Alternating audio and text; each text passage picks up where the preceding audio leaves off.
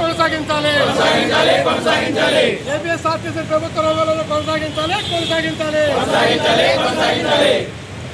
ప్రజా రవాణా వ్యవస్థను ఫస్ట్ పట్టించకండి.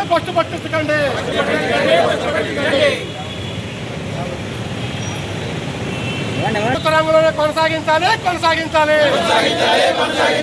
ప్రజా రవాణా వ్యవస్థను ప్రభుత్వ రంగంలోనే కొనసాగించాలి. ప్రజా రవాణా వ్యవస్థ ఆర్టీసీని ప్రభుత్వ రంగంలోనే కొనసాగించాలి.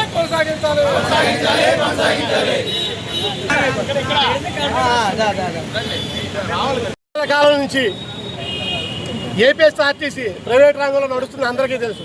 2020 సంవత్సరం జనవరి 1న ఏదైతే జగన్మోహన్ రెడ్డి గారు పాదయాత్రలో మాట ఇచ్చారో ఆ మాట ప్రకారం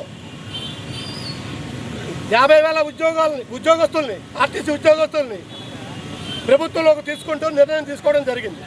కానీ చంద్రబాబు నాయుడు గారు ఎప్పుడు ఉన్న అలవాటు ప్రకారం ప్రతి ప్రభుత్వ సంస్థల్ని ప్రైవేట్ సంస్థలుగా చేయడం ఆయనకి అలవాటు అయిపోయింది. జగన్మోహన్ రెడ్డి గారి ఆలోచన ఏదైతే ఉందో విద్య, వైద్యం, అదేవిధంగా రవాణా వ్యవస్థ ఇవన్నీ కూడా ప్రభుత్వ రంగంలోనే కొనసాగితే ప్రజలకు మంచిదని ఒక మంచి ఆలోచనతో ఈ విధంగా చేస్తే ఈయన రాగానే స్టార్ట్ చేశారు. ఏమని వీరిని ఏ విధంగా ప్రైవేట్ పరం చేయాలో ఒక ఆలోచనతో, దుర్మార్గమైన ఆలోచనతో ఏదైతే కేంద్ర ప్రభుత్వం ఎలక్ట్రిక్ బస్సుల్ని తీసుకువస్తారని ఒక ఆలోచన చేసిందో మంచిదే. ఎవరు కూడా పర్యావరణాన్ని పరిరక్షణ బాధ్యత ప్రతి ఒక్కరికి ఉంది. కానీ ఇప్పుడు కార్మిక సంఘాలు కానీ ప్రతి ఒక్కరు ఒకటే డిమాండ్ చేస్తున్నారు. ఆర్టీసీ కార్మికులు కానీ వాటన్నిటి కూడా ఆర్టీసీ నడపాలి అంటున్నారు. ఏదైతే ప్రభుత్వంలో తీసుకున్నారో ఎంప్లాయీస్ అందరినీ 2 సంవత్సరాలు వాళ్ళందరి జీతాలు కూడా 2,000 కోట్ల పైబడి వైసీపీ ప్రభుత్వం ఇవ్వడం జరిగింది. కానీ ఈ రోజు చేస్తున్న పని ఏంటి? డిపోలన్నీ కూడా ఏదైతే కొన్ని సంస్థలు వచ్చినాయి ఆ సంస్థలకి ఈ ఆర్టీసీ బస్సుల్ని ప్రైవేట్ పరంగా నడపాలని దుర్మార్గమైన ఆలోచనతో ఇది చేస్తున్నారు చంద్రబాబు నాయుడు గారు. మేము హంబుల్ రిక్వెస్ట్ చేస్తున్నాం. చంద్రబాబు నాయుడు కానీ ఆ మంత్రివర్యులు మాట్లాడుతున్నారు. ఏమని మాట్లాడుతున్నారు? మేము ప్రైవేట్ పరం చెయ్యం ఆర్టీసీని. రెడ్డి గారు స్టేట్మెంట్ చూశాను. వీళ్ళ ఆలోచన ఎప్పుడు కూడా ఎలా ఉంటుందంటే మసిపూసి మారాడిక. అంటే ఒక బస్సు ఉంటే ఇంజిన్ తీసేస్తారు, టైర్లు తీసేస్తారు, పార్ట్స్ అన్ని తీసేస్తారు. కానీ బస్సు అలా షేప్గా ఉంచి అలా అమ్మమంటారు. ఇప్పుడు మనం స్టీల్ ప్లాంట్ని చూసాం. ఏం చేస్తున్నారు? యూఐ ద్వారా డిపార్ట్మెంట్స్ని కూడా ప్రైవేట్ పరం చేస్తున్నారు. కానీ స్టీల్ ప్లాంట్ని మాత్రం ప్రైవేట్ పరం చేయమంటారు. అంటే పొగ పెడతారు, రూమ్లో కూర్చోబెట్టి అందరినీ పొగ పెట్టేసి వాళ్ళే బయటికి వెళ్ళిపోయేటట్టుగా. ఈ విధంగా ఆలోచన మానుకోవాలి. చంద్రబాబు నాయుడు గారిని మీరు రిక్వెస్ట్ చేస్తుంది ఒకటే సార్.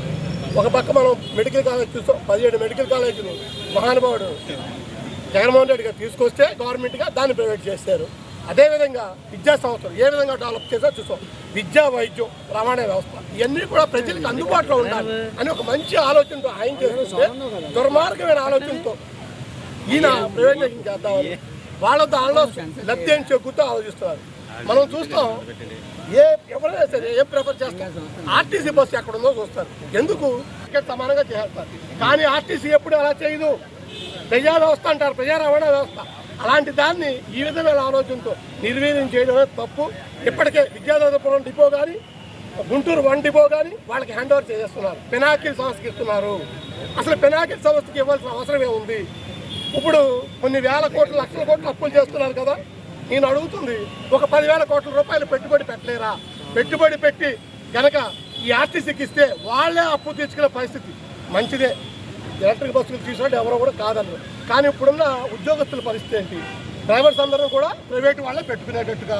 ఇప్పుడున్న ఉద్యోగస్తుల పరిస్థితి ఏంటో తెలియదు. వాళ్ళకి మెడికల్ బెనిఫిట్స్ ఇవ్వట్లేదు. అదేవిధంగా వాళ్ళకి సరిగా శాలరీస్ ఇవ్వట్లేదు. రీసెంట్గా వాళ్ళ జేఏసీ ఒక తీర్మానం తీసుకున్నాను. మా డిమాండ్ అవ్వకూడదు. ఏదైతే జగన్మోహన్ రెడ్డి ఆలోచన ఉందో ప్రభుత్వ పరంగానే నడపాలి. ఎందుకంటే ప్రజా రవాణా వ్యవస్థ అనేది ప్రభుత్వ పరంగా నడిపితేనే ఒక స్ఫూర్తిగా నడుస్తుంది. ఏ ప్రైవేటు వ్యక్తి అయినా స్వార్థ ప్రయోజనాలు ఉంటాయా? ఇప్పుడు 70 కోట్లు పెట్టి బస్సు కొనిన తర్వాత ఫ్రీ సర్వీస్ చేస్తారా? అంతెందుకు స్త్రీశక్తి పదవి ఇచ్చారు. రేపొద్దున ఏసీ బస్సులు ఇవన్నీ వస్తున్నాయి. వాటిలో వీళ్ళు ఫ్రీగా ఎక్కడిస్తారా? అంటే ఇవన్నీ కూడా ఆ పథకాన్ని కూడా నిర్వీర్యం చేసే ఆలోచన. కాబట్టి మా హంబుల్ రిక్వెస్ట్ ఒకటే, కలెక్టర్గా అన్ని కలెక్టరేట్లో కూడా మా రాష్ట్ర అధ్యక్షుడు గౌతమ్ రెడ్డి గారి ఆదేశాలు, మా అధినాయకుడు జగన్మోహన్ రెడ్డి ఆదేశాలతో, జిల్లా అధ్యక్షుల ఆదేశాలతో ఈ కార్యక్రమం చేయడం జరుగుతుంది. అన్ని జిల్లా కలెక్టరేట్లలో కూడా ఇదే విధంగా రిప్రజెంటేషన్ ఇచ్చి కలెక్టర్ గారు రిక్వెస్ట్ చేస్తాం. ఏమని? దీనిని ప్రైవేటు పరంగా గవర్నమెంట్లో నడపాలని మేము కోరుకుంటున్నాం.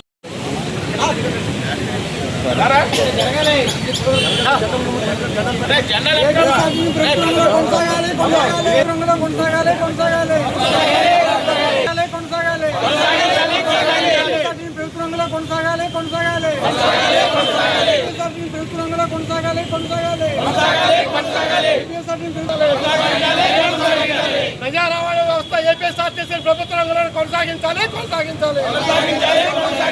ప్రభుత్వాల దుర్మార్గమైన ఆలోచన వెనువెంటనే వెనక్కి తీసుకోవాలి.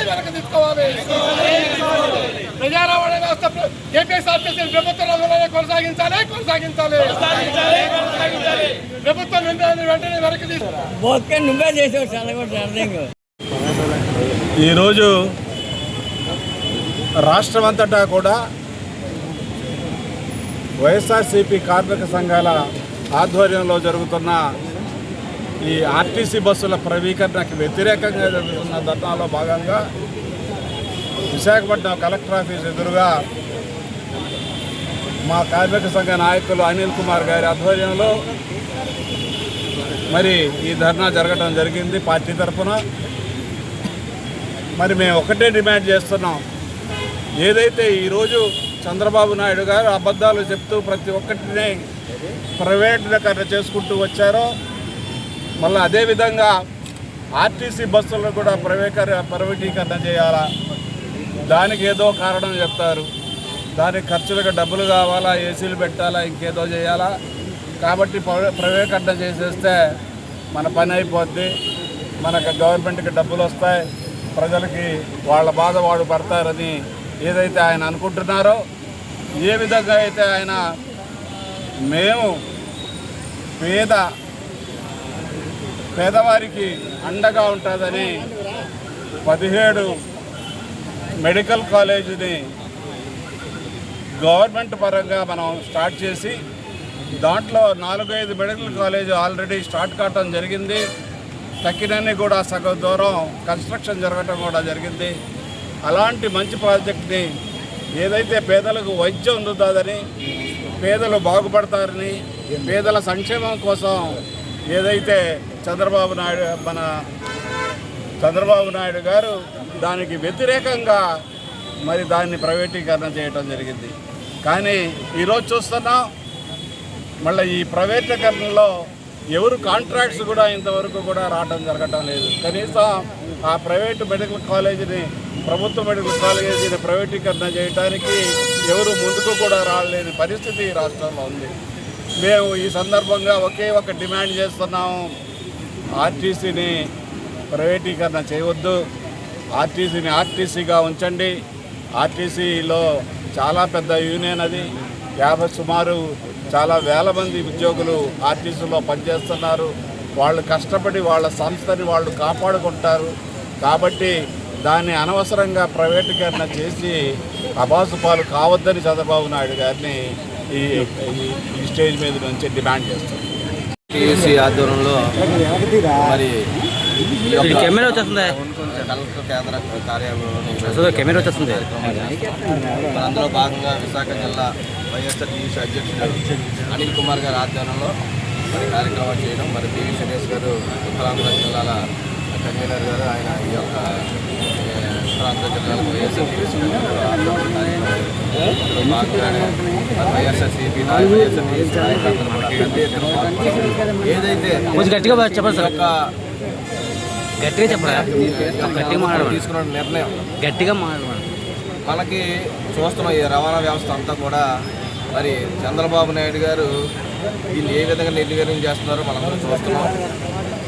దీన్ని ఈ యొక్క పబ్లిక్ సెక్టర్లోనే కొనసాగాలని ఈ యొక్క ఆర్టీసీని, ఎందుకంటే జగన్మోహన్ రెడ్డి గారు దాన్ని మనం చూసిన దగ్గర 2020లోనే ఈ యొక్క ప్రైవేట్ సెక్టర్ నుంచి పబ్లిక్ సెక్టర్లోకి దాన్ని తీసుకురావడం, మరి 50,000 మంది ఎంప్లాయీస్ని ఆయన ఆ టైంలో కాపాడినట్టుగా అయింది.